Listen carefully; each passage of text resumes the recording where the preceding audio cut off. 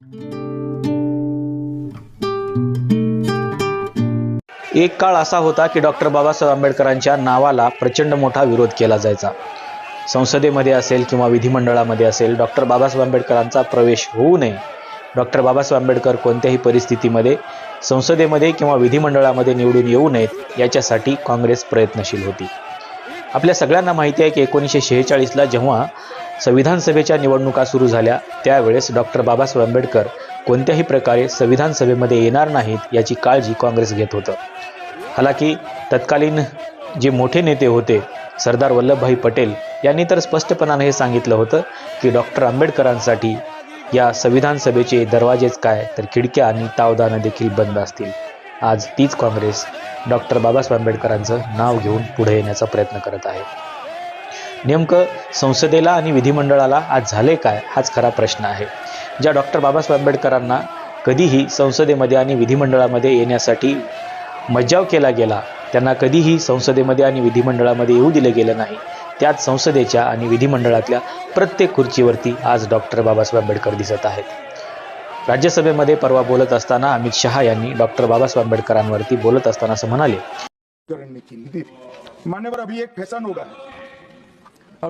होगा है आंबेडकर आंबेडकर आंबेडकर आंबेडकर आंबेडकर आंबेडकर, इतना नाम अगर भगवान का लेते तो 7 जन्मों तक स्वर्ग मिल जाता. की आंबेडकर आंबेडकर आणि आंबेडकर असंच नाव काँग्रेस घेते आहे.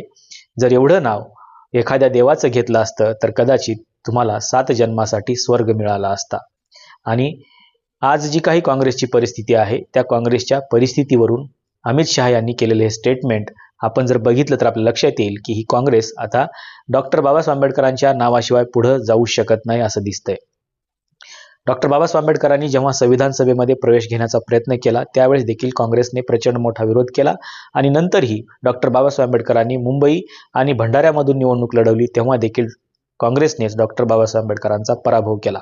याचेही संदर्भ काही अमित शहा यांनी त्यांच्या भाषणामध्ये दिले. ना सुनिए ना, आप सुनिए ना, मैं बताता हूँ. हमें तो आनंद है कि आंबेडकर का नाम लेते हैं. आंबेडकर का नाम अभी 100 बार ज्यादा लो, परंतु साथ अर्थ में आंबेडकर जी के प्रति आपका भाव क्या है ये मैं बताता. मान्यवर, आंबेडकर जी को देश की पहली कैबिनेट से इस्तीफा क्यों दे दिया? आंबेडकर जी ने कई बार कहा कि अनुसूचित जातियों और जनजातियों से हुए व्यवहार से मैं असंतुष्ट हूं, सरकार की विदेश नीति से मैं असहमत हूं और आर्टिकल 370 से मैं असहमत हूं. इसलिए वो छोड़ना चाहते थे. उनको आश्वासन दिया गया, आश्वासन पूरा नहीं हुआ. उन्होंने इग्नोरेंस के चलते इस्तीफा दे दिया और एक श्री BC रॉय ने पत्र लिखा कि आंबेडकर और राजाजी जैसे 2 महानुभाव मंत्रिमंडल छोड़ेंगे तो क्या होगा.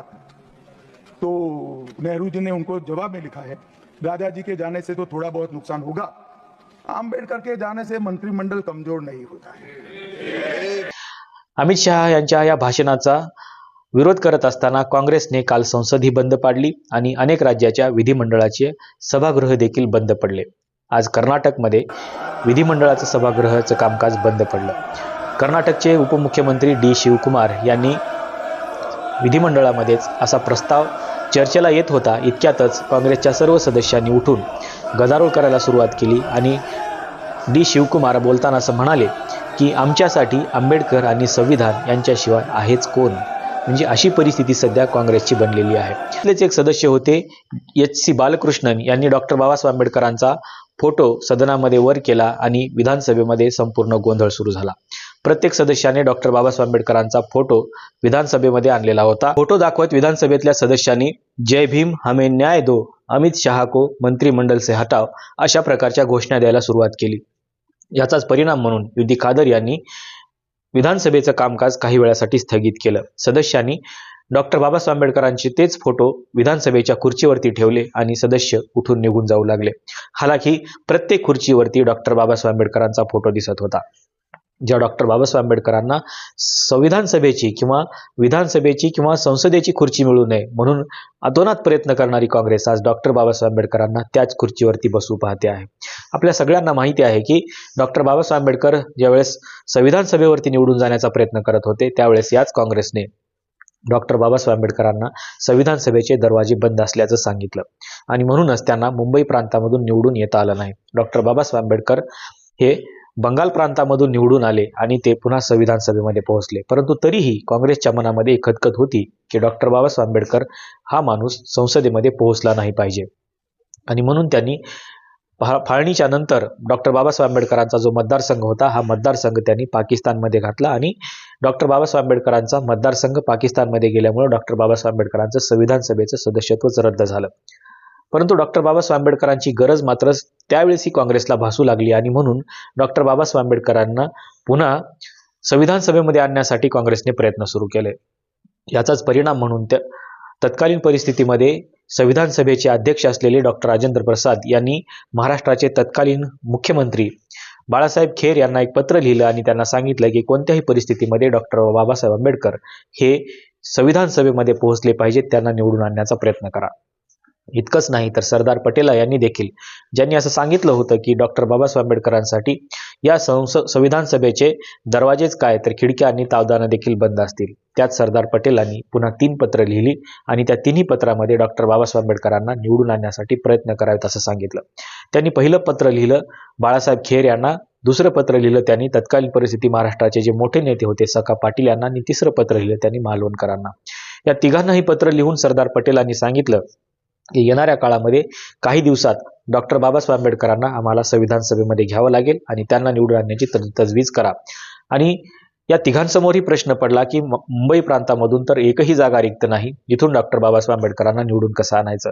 अशातच बॅरिस्टर जयकर यांचा राजीनामा घेतला गेला, त्या ठिकाणी पोटनिवडणुका लावल्या गेल्या आणि डॉक्टर बाबासाहेब आंबेडकरांना काँग्रेसने निवडून आणलं. पण तेही गरजेपुरतं निवडून आणलं.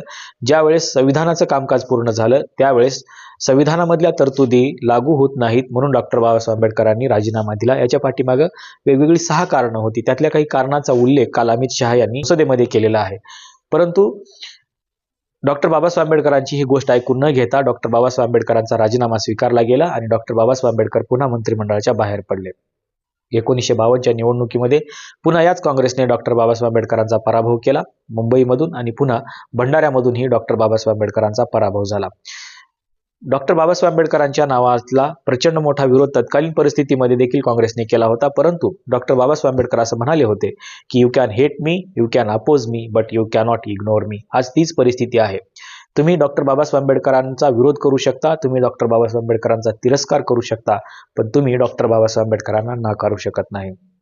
कारण डॉक्टर बाबासाहेब आंबेडकरच या भारतातल्या खऱ्या लोकशाहीचे आधारस्तंभ आहेत आणि जोपर्यंत डॉक्टर बाबासाहेब आंबेडकर हे संविधानाच्या माध्यमातून असतील किंवा त्यांच्या वैचारिक चळवळीच्या माध्यमातून असतील, जोपर्यंत ते जिवंत आहेत तोपर्यंतच्या देशामध्ये लोकशाही आहे. आणि म्हणून लोकशाहीचं दुसरं नाव जर काय असेल तर ते डॉक्टर बाबासाहेब आंबेडकर आहे. आणि म्हणून या देशामध्ये जर लोकशाही टिकून ठेवायची असेल तर तुम्हाला डॉक्टर बाबासाहेब आंबेडकरांच्या नावाशिवाय दुसरा कुठलाही पर्याय सापडत नाहीये. इतर कुठल्याही नेत्यांच्या नावाने जरी तुमचे राजकीय पक्ष असतील, कुठल्याही नेत्यांची विचारधारा घेऊन जर तुम्ही राजकीय पक्ष स्थापन केले असतील, परंतु तरीही डॉक्टर बाबासाहेब आंबेडकरांच्या नावाशिवाय इथली लोकशाही जिवंतच राहू शकत नाही. आणि म्हणून ज्या दिवशी भारतीय लोकशाहीमधून डॉक्टर बाबासाहेब आंबेडकरांचं नाव बाजूला होईल त्या दिवशी ही लोकशाही संपुष्टात येईल. आणि म्हणून जोपर्यंत डॉक्टर बाबासाहेब आंबेडकरांचं नाव आहे तोपर्यंतच या देशातली लोकशाही अस्तित्वात राहू शकते. आणि म्हणून वारंवार कोणत्याही राज्यामध्ये ज्या वेळेस लोकशाहीच्या विरोधामध्ये बोललं जातं त्यावेळेस तुम्हाला डॉक्टर बाबासाहेब आंबेडकरांचं नाव घ्यावं लागतं. आज डॉक्टर बाबासाहेब आंबेडकरांना आपण डोक्यावरती घेऊन नाचतो आहे. तुम्ही जर बघितलं तर संसदेच्या बाहेरचं चित्र देखील तुम्हाला हेच दिसेल की प्रत्येक संसद सदस्याच्या हातामध्ये आता डॉक्टर बाबासाहेब आंबेडकरांचा फोटो दिसायला लागलेला आहे. इतकंच नाही तर अनेक राज्याच्या विधानसभेच्या सदस्यांच्या हातामध्ये देखील डॉक्टर बाबासाहेब आंबेडकरांचा फोटो दिसायला लागलेला आहे. त्याचं कारणच हे आहे की डॉक्टर बाबासाहेब आंबेडकर हे लोकशाहीचं दुसरं नाव आहे. आणि म्हणून जर लोकशाहीच्या या नावाला जर तुम्ही दूर केलं तर या देशामधली कोणतीही लोकशाही टिकून राहणार नाही. आणि लोकशाही जर टिकूनच नाही राहिली तर तुम्हाला मिळालेले जे काही मूलभूत अधिकार आहेत ते देखील मिळणार नाहीत. आणि म्हणून तुम्हाला जर तुमचे जे मूलभूत अधिकार मिळालेले आहेत ते मूलभूत अधिकार घेऊन जर तुम्हाला स्वतःचा विकास करायचा असेल तर तुम्हाला या देशामध्ये डॉक्टर बाबासाहेब आंबेडकर हे नावच एक पर्याय आहे. आणि जर तुम्ही डॉक्टर बाबासाहेब आंबेडकरांच्या या नावाचा जर पर्याय नाकारला तर तुम्ही लोकशाही नाकारल्यासारखं आहे. आणि म्हणून जर लोकशाही टिकवून ठेवायची असेल तर तुम्हाला डॉक्टर बाबासाहेब आंबेडकरांचं नाव घ्यावंच लागतं आणि डॉक्टर बाबासाहेब आंबेडकरांच्या नावाशिवाय पर्यायच नाही. ही गोष्ट काँग्रेसला समजायला जवळपास 75 वर्षे गेलेली आहेत. 75 वर्षानंतर डॉक्टर बाबासाहेब आंबेडकरांचं महत्त्व या देशातल्या काँग्रेस नावाच्या पक्षाला कळालेलं आहे. कदाचित आणखीन 75 वर्षानंतर काँग्रेसला डॉक्टर बाबासाहेब आंबेडकरांचं अतिमहत्त्व समजायला लागेल, कारण त्यावेळेस ही लोकशाही अस्तित्वात नसेल आणि लोकशाहीचा सिद्धांत ज्या महामानवाने या देशामध्ये रचला त्या महामानवाला तुम्ही सगळेजण आठवण करत राहाल. आज जरी डॉक्टर बाबासाहेब आंबेडकरांना प्रचंड मोठ्या प्रमाणामध्ये विरोध केला जात असेल, तिरस्कार केला जात असेल, परंतु येणाऱ्या काळामध्ये तुम्हाला त्यांना नाकारून चालणार नाही. आणि म्हणून तुम्ही या माणसाला किंवा या व्यक्तीला किंवा या महामानवाला तुम्ही नाकारू शकत नाही, इग्नोर करू शकत नाही. आणि म्हणून दिवसेंदिवस डॉक्टर बाबासाहेब आंबेडकरांचं नाव मोठ्या प्रमाणामध्ये चर्चेला यायला लागलेलं आहे आणि जे लोकप्रतिनिधी म्हणून निवडून येतात त्यांच्या हातामध्ये देखील आता डॉक्टर बाबासाहेब आंबेडकर दिसायला लागलेले आहेत. कारण जिथे लोकशाहीला जेव्हा जेव्हा धोका निर्माण होईल तेव्हा तेव्हा डॉक्टर बाबासाहेब आंबेडकर हेच तुमचा आधार असतील. आजही लोकशाही धोक्यात आहे म्हणून तुम्ही डॉक्टर बाबासाहेब आंबेडकरांचं नाव घेत आहात. जर या देशातली ही लोकशाही जिवंत ठेवायची असेल, कायम ठेवायची असेल आणि या देशातली जर समृद्धी तुम्हाला बघायची असेल तर डॉक्टर बाबासाहेब आंबेडकर हे एकमेव नाव आहे आणि डॉक्टर बाबासाहेब आंबेडकरांच्या नावाशिवाय या देशातली लोकशाही अस्तित्वात राहू शकत नाही.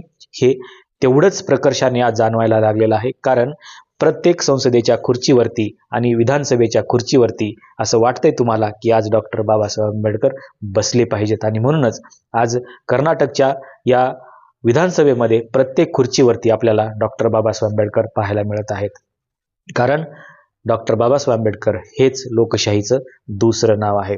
आजच्या व्हिडिओमध्ये इथेच थांबूया. हा व्हिडिओ तुम्हाला कसा वाटला हे सांगायला विसरू नका आणि डॉक्टर बाबासाहेब आंबेडकर म्हणजे लोकशाही आहे का या अनुषंगाने तुम्हाला नेमकं काय वाटतं हेही सांगायला विसरू नका. आजच्या व्हिडिओमध्ये इथेच थांबूया. धन्यवाद.